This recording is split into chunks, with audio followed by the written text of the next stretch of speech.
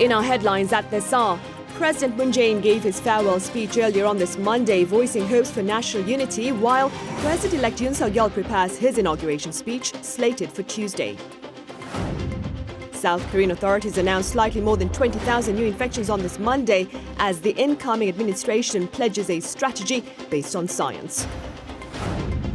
Meanwhile, Russian assaults in the eastern and southern parts of Ukraine continue as a group of 7 nations pledge to phase out Russian energy imports.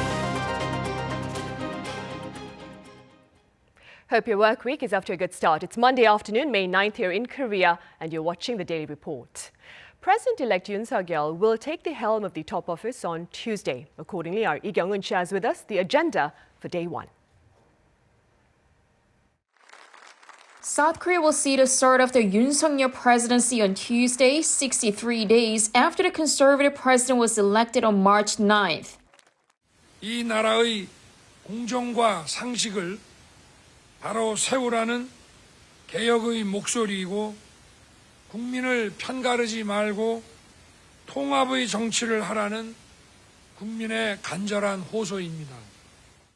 Yoon's term starts as the clock hits midnight with a very critical and symbolic phone call. That is Yoon's very first briefing from the Joint Chiefs of Staff as the new commander-in-chief, marking the transfer of power from his predecessor, President Moon Jae-in. He'll take the call in the underground bunker of the new presidential office in Yongsan. The bunker, known as the National Crisis Management Center, used for Presidential National Security Council meetings, has relocated from the Blue House on time without security leaks due to the relocation as Yoon planned. Also at midnight, a bell ringing ceremony at the Poshinga Pavilion will also signal the launch of the new government. Yoon, due to the phone call, won't be there. Then Yoon will head to the Seoul National Cemetery to pay tribute to past presidents and fallen heroes. He will then attend the inauguration ceremony set for 11 a.m. under the slogan of Again, Republic of Korea, a new country for the people. Some 41,000 people will be there. Among them, outgoing President Moon and First Lady Kim Jong-suk, lawmakers, foreign dignitaries, and citizens. Then Yoon will head back to his office in Yongsan for a lunch ceremony. A dinner banquet with high-level guests will wrap up the day. Sources from the incoming administration say Yoon is hoping to convene his first cabinet meeting within the week, with approval for the extra COVID-19 budget relief plan for small businesses likely to top the agenda. But with the delay in the approval of Prime Minister nominee Han Duck-soo, as well as confirmation hearings of some minister nominees, about half of the ministerial positions are not expected to be filled until the new government is inaugurated. Deputy Prime Minister Chu Kyung-ho, who's been confirmed by the parliament, may serve as acting prime minister for now. Lee Kyung-eun, Arirang News. Japanese Foreign Minister Yoshimasa Hayashi will attend President-elect Yoon Suk-yeol's inauguration ceremony tomorrow, that is Tuesday, May 10th. Now, Mr. Hayashi's 2-day visit starts on this Monday, and according to Tokyo's foreign ministry, his agenda includes talks with key authorities of the South Korean government. Now, expectations are high for talks with Foreign Minister nominee Park Jin today, and a separate meeting with President-elect Yoon to deliver a letter from Japanese Prime Minister Fumio Kishida. Mr. Hayashi's visit is the first to Seoul by Tokyo's top diplomat since Taro Kono's visit in June 2018. On his final day in office, President Moon Jae-in delivered his farewell speech, during which he voiced hopes for continued legacy of the previous administrations by the new one. He also called for national unity to overcome the division witnessed during the presidential race. Now, regarding the achievements of his administration over the past 5 years, he sought to shed light on diplomacy and dialogue on the Korean peninsula after years of tension. Moon also highlighted other feats, such as shifting away from dependence on Japanese raw materials following Tokyo's export controls. On COVID-19, President Moon said South Korea was able to tackle the pandemic relatively well and achieve quick economic recovery. And on the local pandemic front, authorities have announced fewer than 21,000 new infections on this Monday in light of the weekend factor. Our Song Yoo-jin has more on South Korea's daily tally, as well as prospects on the incoming administration's COVID-19 response strategy. With South Korea continuing to see an overall decline in its daily COVID-19 figures, the country on Monday reported 20,601 new infections. That's down almost 20,000 from the previous day's tally due to fewer tests happening over the weekend. With President-elect Yoon Suk-yeol starting his 5-year term on Tuesday, eyes are on the potential changes that could be made to South Korea's virus protocols. The Presidential Transition Committee has hinted at transforming pandemic response measures, with its chairman An Cheol-soo saying recently that they'll be based on scientific data.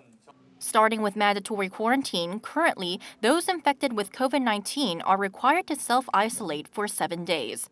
As health authorities are set to monitor the situation until May 22nd before changing existing guidelines, it's now up to the incoming government to decide whether to end mandatory quarantine.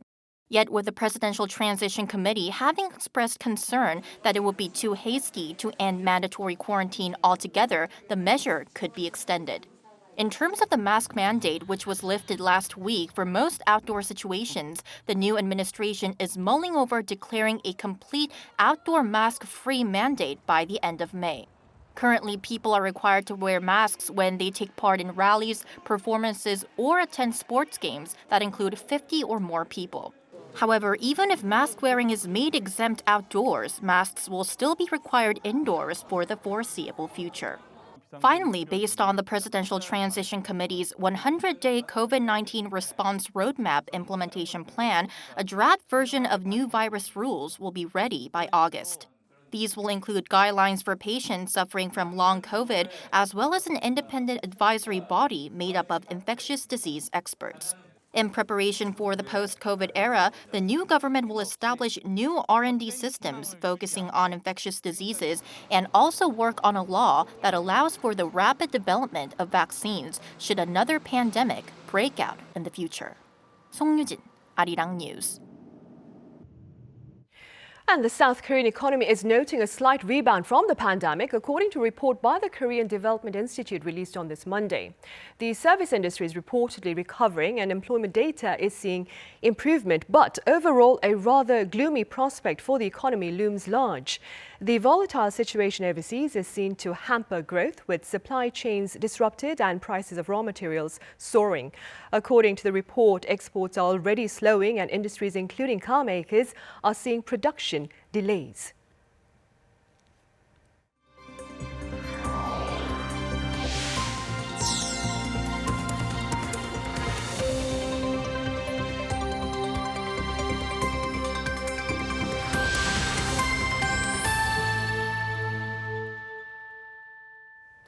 The Biden administration has shared a grim COVID-19 forecast for the U.S. starting late autumn, while partial lockdowns are being expanded in the Chinese capital city. Our Ishihu has the updates.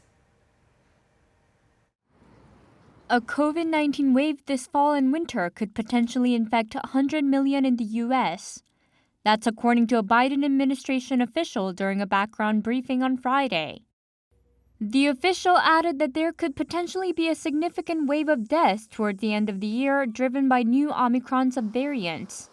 According to CNN, the projection is based on a range of outside models that are being closely tracked by the administration. The projection assumes that Omicron and its subvariants will continue to dominate community spread, and there will not be a drastically different strain of the virus. Meanwhile, COVID-19 cases among attendees of the recent White House Correspondents' Dinner are rising. The annual dinner took place on April 30th, with some 2,600 journalists, political figures, and celebrities in attendance. In the days that followed, many tested positive for COVID-19, most notably ABC's John Karl, Secretary of State Antony Blinken, and reporters from The Washington Post and Voice of America. The exact number of people infected is not known. Meanwhile, the U.S. Centers for Disease Control and Prevention is investigating a COVID-19 outbreak on a Carnival cruise ship. The Carnival Spirit, which departed Miami on April 17th and arrived in Seattle on May 3rd, holds over 2,000 guests and over 900 crew members. While the CDC says it's not permitted to publicly share the number of those who tested positive, it has labeled the ship as orange status. An orange status indicates that 0.3% or more of total passengers and/or crew members tested positive. Meanwhile, Beijing is expanding the number of districts under lockdown as the number of new COVID-19 infections increases in the Chinese capital. According to city authorities, they have identified 20 areas in the city as high risk and 34 as medium risk, adding 2 and 6 from the previous day, respectively. Earlier this month, Beijing conducted PCR tests on all residents in the Chaoyang district, where many were said to be infected. The city will now conduct mass testing in 4 more districts. The number of new cases in the city was 62 on Saturday, up 9 from the previous day. 이시후, Arirang News. Over in the Philippines, voters are heading to polling stations nationwide to cast their ballot for a new leader. Now, the man projected to win the vote is Ferdinand Marcos Jr., the son of the country's former dictator. Arirang reports. May 9th is presidential election day for over 65 million Filipinos. All eyes are now on who will replace populist President Rodrigo Duterte. Duterte has reached the end of his term and is constitutionally barred from running again. Voters in the Philippines are heading to the polls to choose their next president for the next 6 years, which will have a huge impact on the future of the democracy in the Philippines. Ferdinand Marcos Jr., also known as Bongbong Marcos, is leading the opinion polls.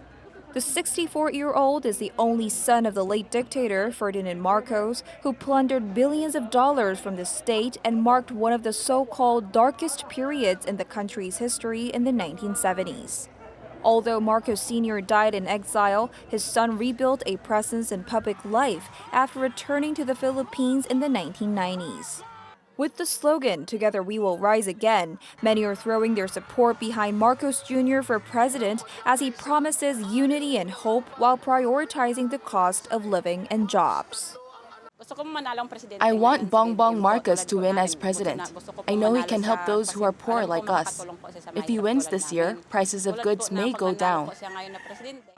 Second in the polls is Vice President Leni Robredo, who previously worked for a non-governmental organization providing legal assistance to marginalized groups. She has been speaking out about human rights issues while warning about the risks of populist leaders. Under the campaign slogan, "Honest Government, a Better Life for All," some are backing the only female presidential candidate as the next leader as she pledges to tackle corruption in politics. The one who I want to vote for in this coming election is Vice President Leni Robredo. The reason I want to vote for her is because she is compassionate, God-fearing, eager to help, and caring. Other candidates include Manny Pacquiao, a champion boxer and national hero, and Isko Moreno, a former actor and the current mayor of Manila. Besides the presidential post, thousands of positions are also being contested across the country on Monday, from vice presidency and Senate seats to 18,000 local positions like city mayors and provincial governors. Voting will close at 7 p.m. local time, and the winner could be apparent within hours as the count begins once the ballots are closed. Lee-hyun, Arirang News, Manila. And in Eastern Europe, Russia's invasion of Ukraine enters its 75th day on this Monday, and atrocities continue in the eastern and southern parts of the country. Separately, the Group of 7 nations have pledged to phase out Russian energy imports. Our Kim Hyo-sun has more. Scores of Ukrainians are feared missing or dead as a result of a Russian air raid which bombed a school in eastern Ukraine. The governor of the Luhansk region confirmed Sunday that the bomb killed 2 people, while some 60 people were likely to have died as the buildings collapsed. So far, some 30 civilians have been pulled from the debris. Around 90 people had been sheltering at the school. Over in the Ukrainian port city of Mariupol, the last group of civilians trapped in a steel plant have been evacuated. Officials say that all women, children, and elderly people have been brought out from underground bunkers, adding that this part of the humanitarian operation in Mariupol is now over. But hundreds of Ukrainian fighters are thought to remain in the plant as Russian forces tried again over the weekend to storm Azovstal with tanks and artillery. The developments come as leaders from the Group of Seven pledged Sunday to phase out or ban the import of Russian oil. The promise was made in a meeting with Ukrainian President Volodymyr Zelensky, where they stressed support from and unity among Western allies. They further ensured that this will be done in a timely and orderly fashion. Meanwhile, Washington announced new sanctions against Russia. The White House explained that Kremlin-controlled media outlets will be cut off from American advertisers, prohibiting Moscow from using U.S. management and accounting consulting services. Also on Sunday, U.S. First Lady Jill Biden made an unannounced visit to Ukraine in a show of support for its people. It was important to show the Ukrainian people that this war has to stop. And this war has been brutal, and that the people of the United States stand with the people of Ukraine. Canadian Prime Minister Justin Trudeau also made a surprise visit to Ukraine, emphasizing that his country supports Ukraine in seeking justice. He also added that Russian President Vladimir Putin was responsible for the, quote, heinous war crimes. Kim Yoon-san, Arirang News. And in this week's extended coverage, we explore the rather unlikely but very tangible impact of Russia's invasion of Ukraine on South Korea's food prices. My colleague Shin Yeon has more on this butterfly effect and its potential to disrupt local food security. Visits to supermarkets here in South Korea are becoming more and more expensive. Because of the war in Ukraine, wheat import prices have seen an all-time high in 13 years. Though Ukraine isn't the biggest wheat supplier to Korea, it still has a great impact on the market as one of the world's greatest wheat producers. That's why wheat-based products like bread and noodles have seen prices soar. We're also expecting to see the price of vegetable oil and processed foods like ramen and snacks go up, now that Indonesia has expanded its ban on palm oil exports. Indonesia has done this to ease its own cooking oil prices during this uncertain time. Due to the export ban, South Korea's palm oil prices have increased by 40% compared to last year and a whopping 95% compared to early 2020. Korean shoppers say they're feeling the impact of these higher prices. 지금은 정말 배로 올랐어요. 너무 많이 올라가지고 그러니까 사더라도 그냥 놓게 돼요. 물가가 너무 많이 올라서. 나는 차로 출퇴근을 하는데 기름값이 너무 많이 오른 거예요. 그래서 어차피 공급자들은 월급은 정해져 있는데 지출하는 금액은 점점 너무 커져서 좀 아쉬운 면이 좀 있고. 이렇게 소비자 물가가 인상한 데에 대해서 이유를 알고 계실까요? 일단은 뭐 러시아의 이제 전쟁, 우크라이나 전쟁이 이제 큰 영향이 있는 것 같고. 세계 각곳에 있는 일이 나한테도 이런 영향을 끼친다고 이런 생각은 혹시 하신 적이 있을까요? 없었어요. 근데 이랬는데 저희는 그쵸 다른 나라의 전쟁이라고 생각만 했는데 갑자기 모든 게 다. The reason why events in other countries affect Korea is because the country has one of the highest trade dependency rates in the world. As of 2020, trade took up 69% of Korea's whole GDP. Even though South Korea doesn't heavily rely on Ukraine for its wheat imports or Russia for its gasoline, its economy still wavers when these giant suppliers are cut off from the global market, because it has to share a smaller pie with other countries. This is a butterfly effect. The Ministry of Trade, Industry and Energy has been forming task forces to strengthen Korea's trade security during geopolitical challenges. In February, as soon as Russia invaded Ukraine, they launched the Russian Desk. Even before the international community started putting sanctions on Russia, our task force informed local companies so they could prepare. A few years ago, when the US and China engaged in a trade war, we formed a similar task force.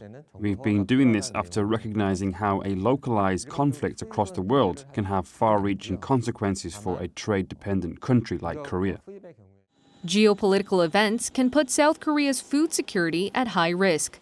This is because Korea has the lowest food self-sufficiency rate among all OECD countries. South Korea only produces a little over 45% of its own food and only 20% of its own grain. This figure is much lower than countries like Canada and the US, each with self-sufficiency rates for grain surpassing 100%. A rural economics expert said South Korea needs to solve this matter quickly. There may be a day when there aren't any grains available for import due to worsening climate change. In the future, we might be fighting for food. South Korea needs to be prepared. We've already seen global grain supply shocks.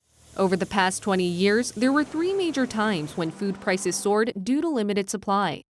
The first was in 2008 when the world's biggest grain producer, the US, was hit with drought. The second was in 2012. Russia had banned grain exports and the US required more corn crops to be mixed into gasoline sold at its pumps. And the third time in late 2020 when the biggest granaries couldn't produce much due to La Niña and climate change.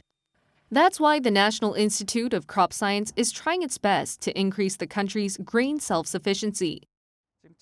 South Korea is losing more control over its food security since more people are eating wheat-based products instead of just rice. While the average Korean eats 33 kilograms of wheat every year, the country's wheat self-sufficiency rate is under 1%. South Korea mostly consumes rice. That's why its rice self-sufficiency rate has always stayed near 100% over the past decade. But over the last 30 years, rice consumption levels have decreased by 50%. Wheat consumption, on the other hand, has been increasing every year.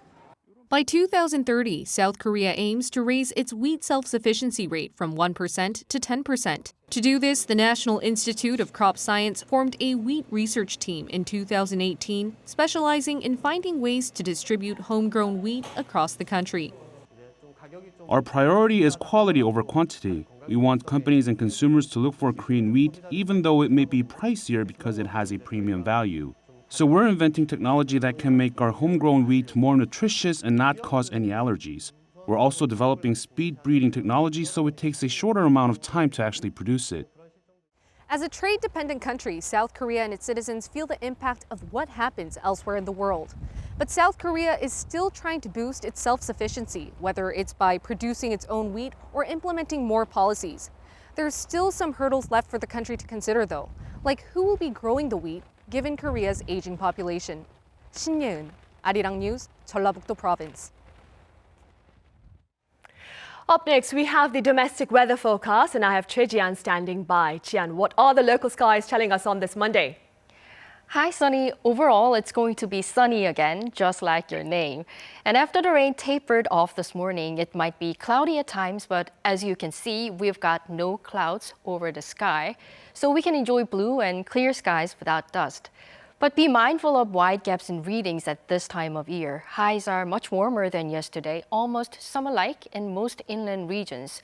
Spring weather in Korea can be notoriously fickle, so keep yourself warm on your evening commute. And as far as the weather is concerned, I think today is a gift. Clear skies and warm temperatures with clean air, but you do need to protect your skin from strong sunshine, as the UV index is very high in some places, so please don't forget to put on your sunblock. That's today's weather forecast, and we'll be back with more weather reports throughout the day. And I'm Choi Jian. Right, and that ends part 1 of the Daily Report. Do stay tuned for part 2, which includes our Viewpoint segment. Today we'll be addressing the diplomatic and economic implications of Russia's invasion of Ukraine.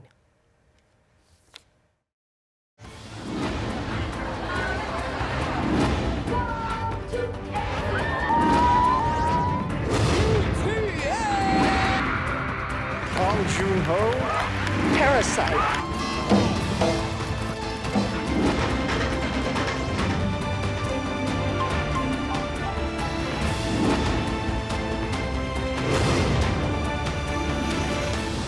Arirang. What matters?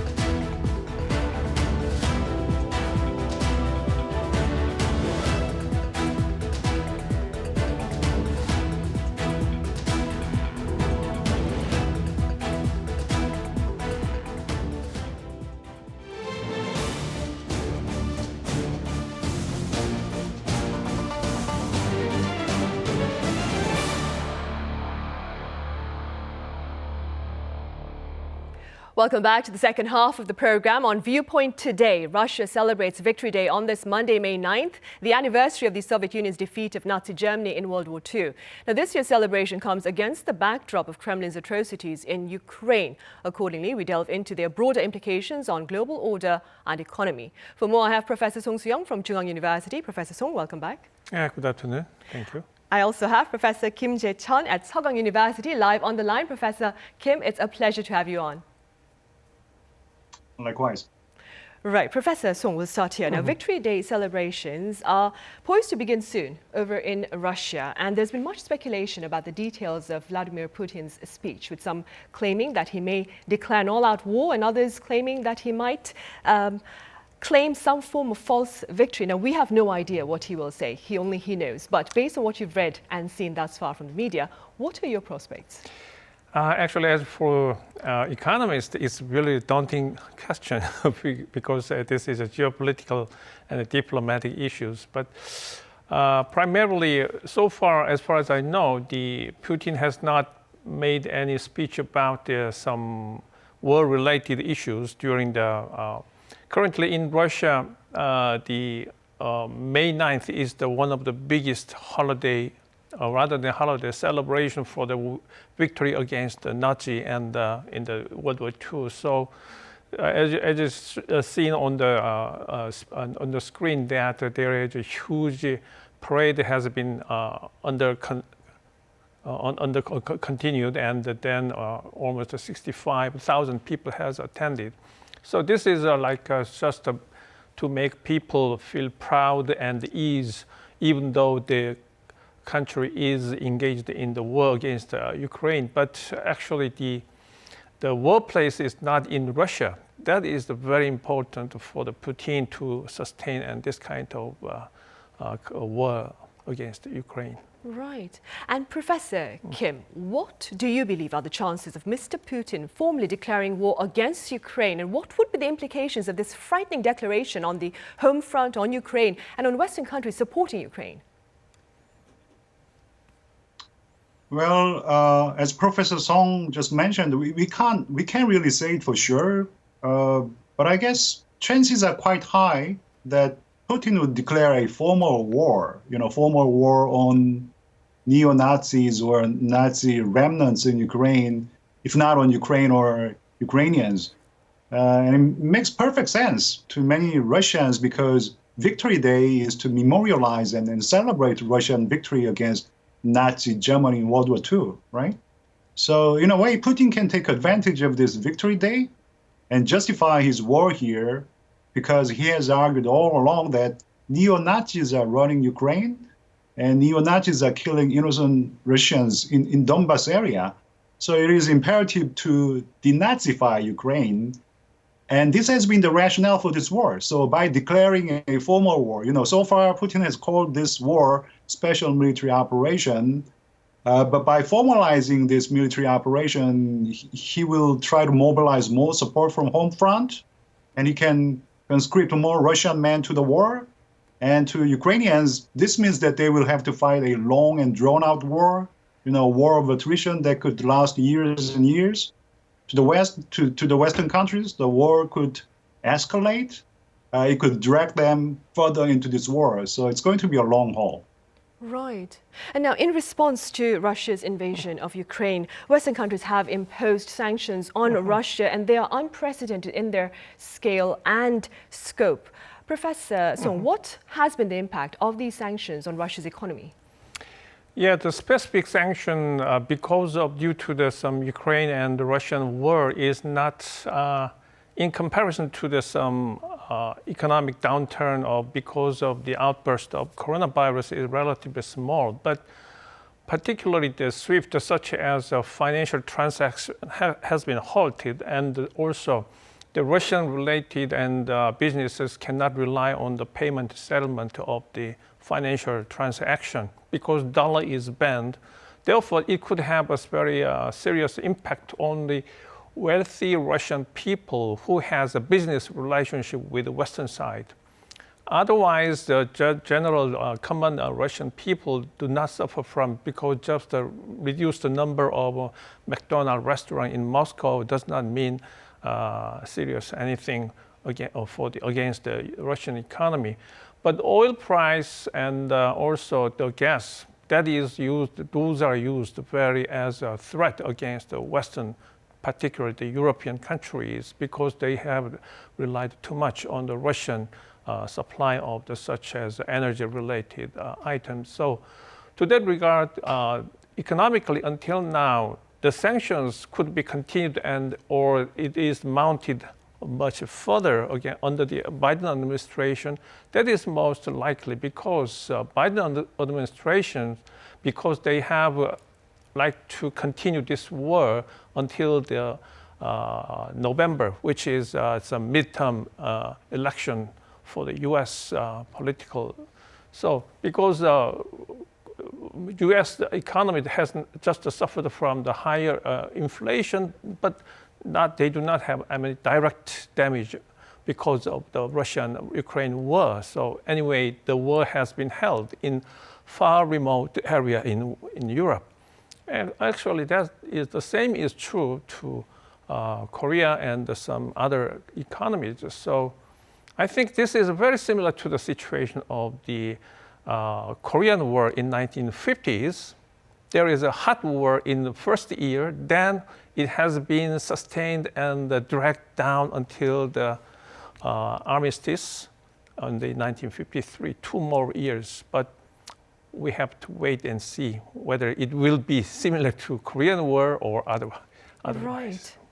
Meanwhile, back on sanctions, Professor Kim, back in 2014, South Korea did not impose sanctions on Russia in response to its aggression in Crimea. But this time around, the country has joined its Western allies in taking punitive measures. How do you explain this shift in foreign policy?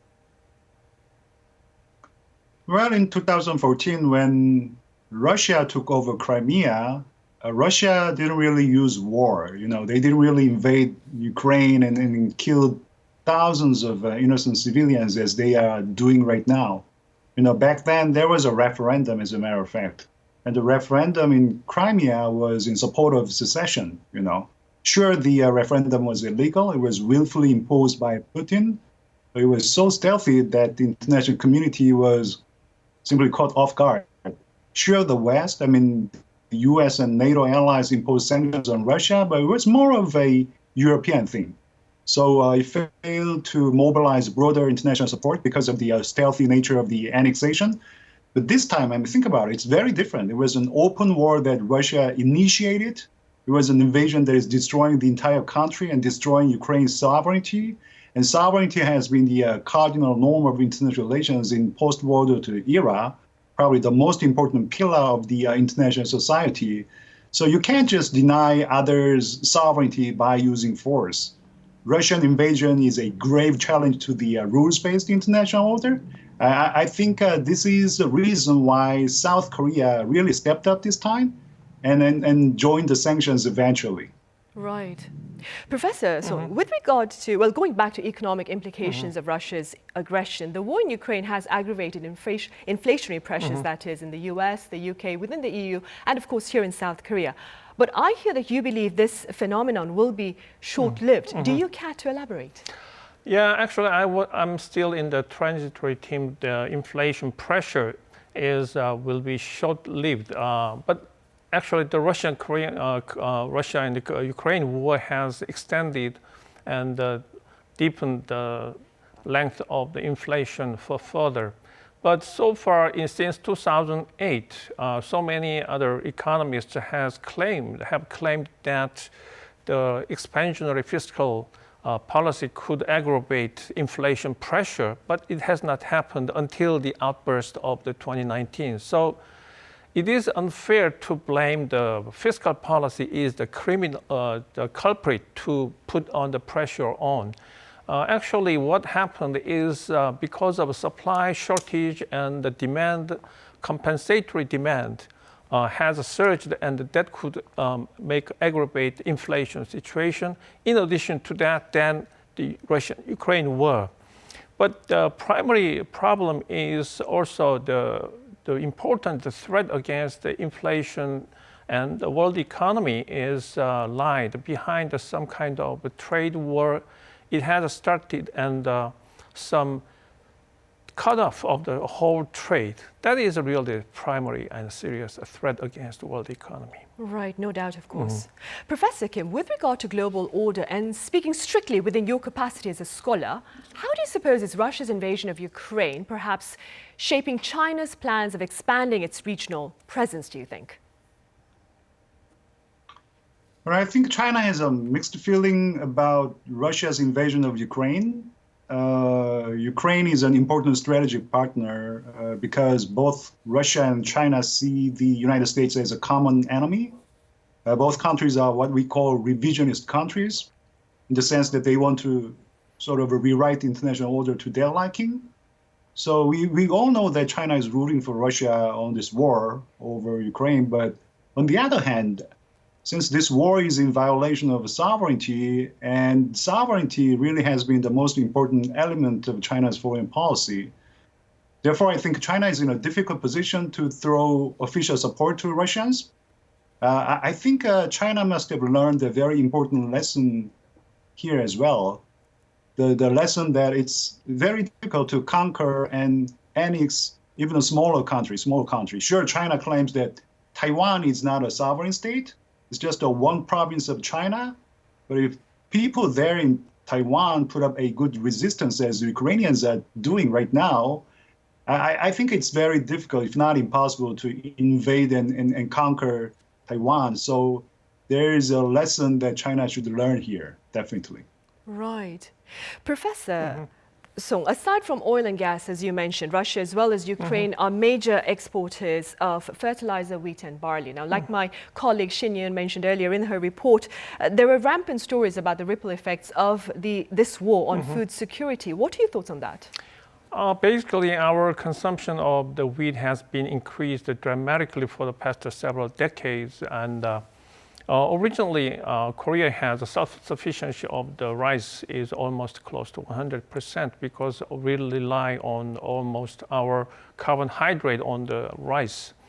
So it has been changed, but right now the sufficiency percentage is 1%, and it has the aim is to increase the 10%. But rather than to increase the self-sufficiency of wheat, or that is one way to overcome some security problem of the food. And also we have to develop some other rice-related products. Currently, I heard that the young generation has become fond of the rice-related foods. So increase the rice consumption, and also we have to secure the supply of the rice from Southeast Asia.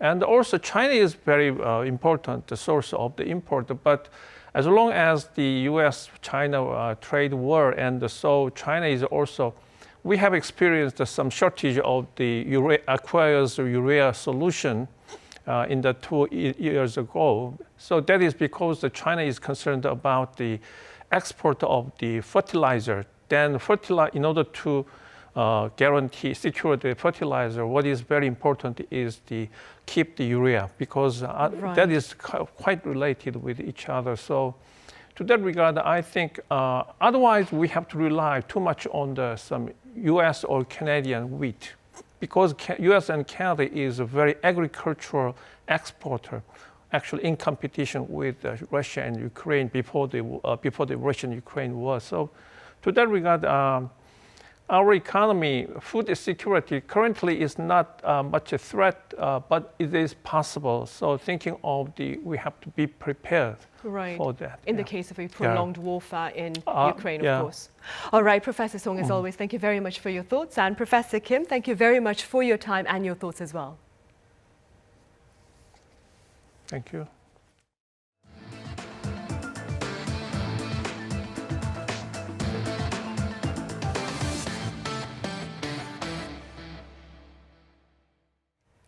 On the cultural front, a star is being laid to rest in the film industry here. Actress Kang Soo-yeon passed away over the weekend, much to the dismay of her family, friends and fans. Our Choi Min-jung reports.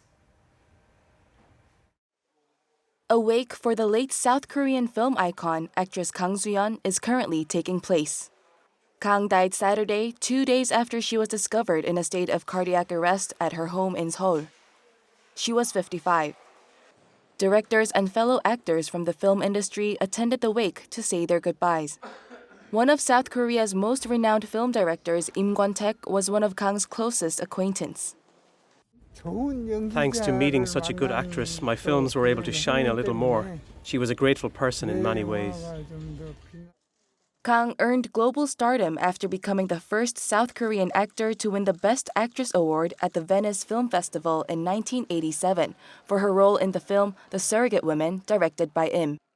2 years later, she also won Best Actress at the Moscow International Film Festival for the movie Come, Come, Come Upward. She also gained stardom through her starring roles in television series, including Ladies of the Palace, which was one of the highest-rated series in 2001. With profound experience in the industry, she also served as a co-executive director of the Busan International Film Festival from 2015 to 2017.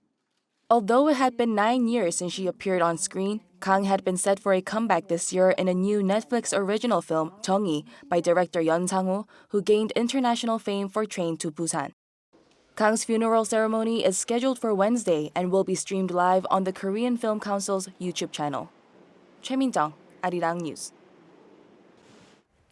And Seoul City is hosting its annual sports league for amateur athletes. It's open to all residents here in the capital city who hope to take part in any of the 8 designated sports, including soccer and basketball. Registration for some 12,000 amateur athletes is now open. The league will begin in June and last 6 months. Participants will go through preliminary rounds and finals, and the winners can garner prize money of up to 1 million Korean won, roughly $800 US.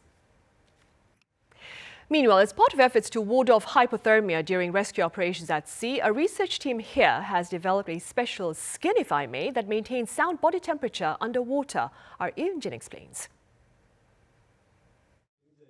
In the event of a major maritime accident, underwater rescues are essential. But such operations have many risks. One of the biggest risks is that heat loss from the human body is 25 times faster in water. So the more time spent underwater, higher the risk of hypothermia. But now local researchers have developed an electric skin that will allow wearers to work underwater for longer by significantly reducing the loss of body heat. This patch of electric skin is soft and very elastic. It uses thermoelectric technology to generate electricity from the temperature difference between the cold water and the warm body.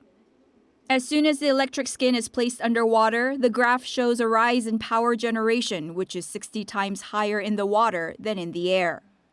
Another advantage of the skin is that the electricity it generates can also be used to power various sensors, including an electrocardiogram, allowing real-time monitoring of underwater workers. The seeback effect allows production of voltage from the temperature difference between the body and water. When abnormalities in body temperature are detected, the Peltier effect goes into effect to maintain electric current, which controls body temperature. This new electric skin can produce current continuously as long as there is a temperature difference, and the greater the difference in temperature, the higher the current produced. An attached battery can provide a more stable current in extreme environments. This skin can be used not only in water but also in very cold areas like the North or South Pole to maintain body temperature. And because it also has a cooling function, it can be used in hot areas as well. The team will continue their follow-up research on this electric skin to further improve its efficiency, as well as enabling this technology to work on larger skins so that it can be worn as a full outfit. Yoon, Arirang News.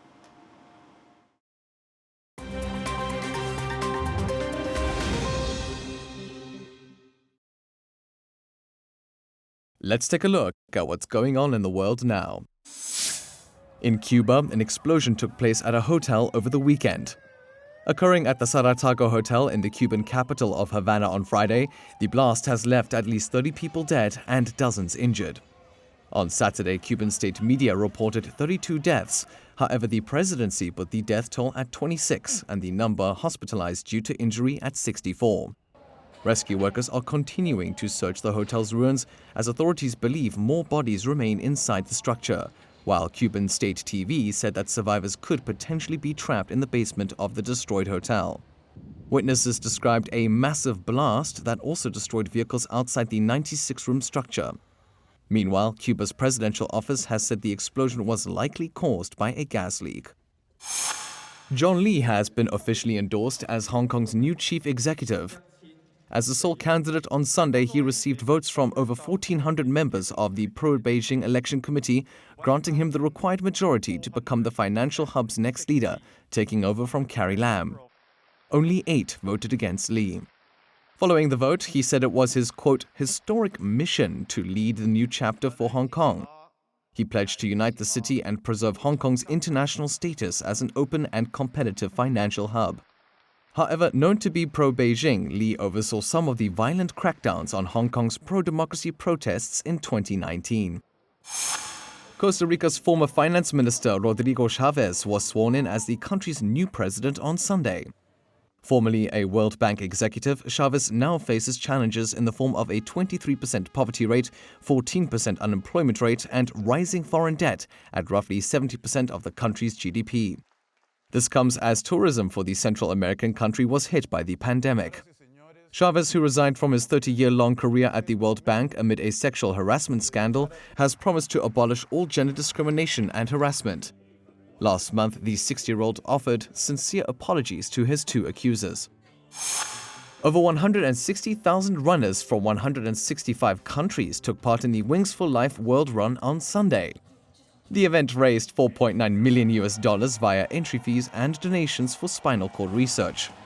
No start or finish lines were set for the race, as people all over the world joined the run at one of 7 large-scale runs or participated through an app.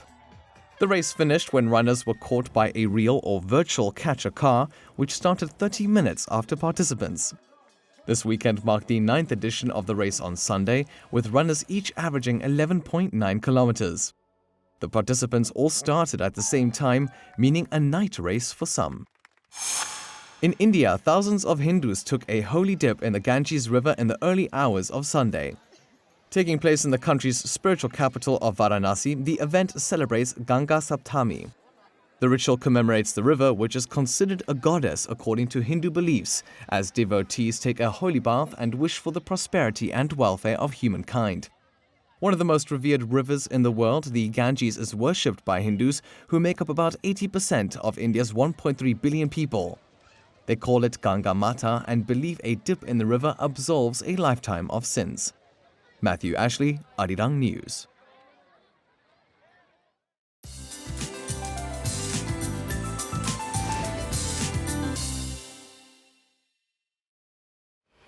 Good Monday afternoon.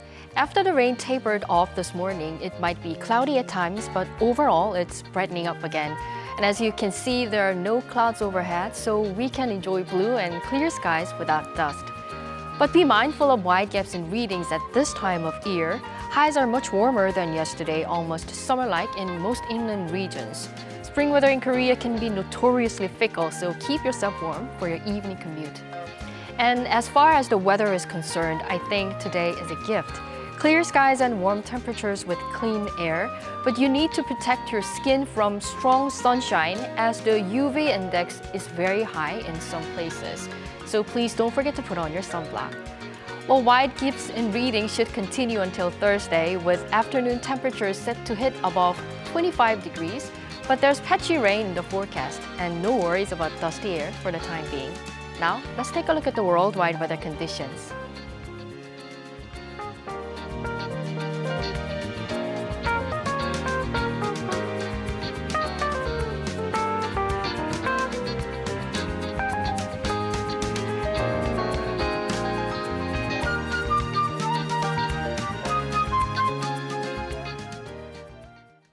That brings us to the end of Monday's edition of the Daily Report. Thank you for watching. We'll be back tomorrow, that is Tuesday.